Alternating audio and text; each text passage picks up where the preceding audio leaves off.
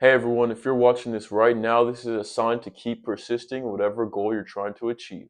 Today I'll be going over a story called 3 Feet from Gold. This is from the book Think and Grow Rich by Napoleon Hill.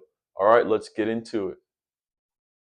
An uncle of R.U. Darby was caught by the gold fever in the gold rush days and went west to dig and grow rich. He had never heard that more gold was been mined from the brains of men than has ever been taken from the earth. He staked a claim and went to work with pick and shovel. The going was hard, but his lust for gold was definite. After weeks of labor, he was rewarded by the discovery of the shining ore.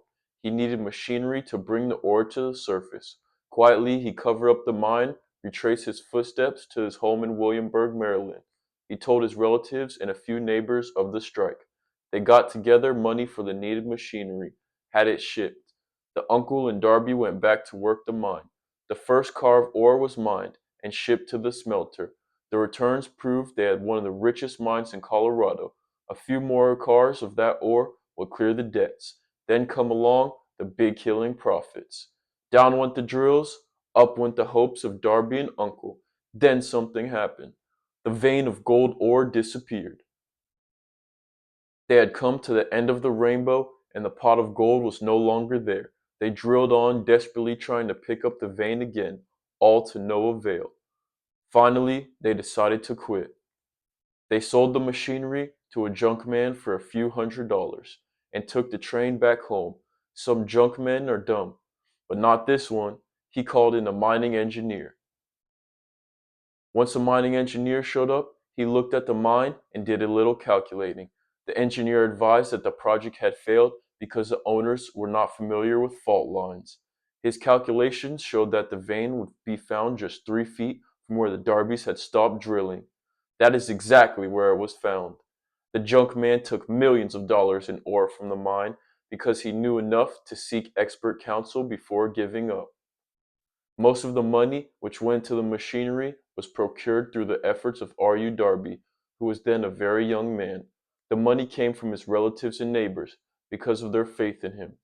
He paid back every dollar of it, although it was years in doing so. Long afterward, Mr. Darby recouped his losses many times over when he made the discovery that desire can be transmitted into gold. The discovery came after he went into the business of selling life insurance, remembering that he lost a huge fortune because he stopped 3 feet from gold. Darby profited by the experience in his chosen work by the simple method of saying to himself, I stopped 3 feet from gold, but I will never stop when men say no when I ask them to buy life insurance. Darby is one of the small group of fewer than 50 men who sell more than $1 million in life insurance annually. He owes his stickability to the lesson he learned from his quitability in the mining business. Before success comes in any man's life, he is sure to meet with much temporary defeat and perhaps some failure. When defeat overtakes a man, the easiest and most logical thing to do is quit.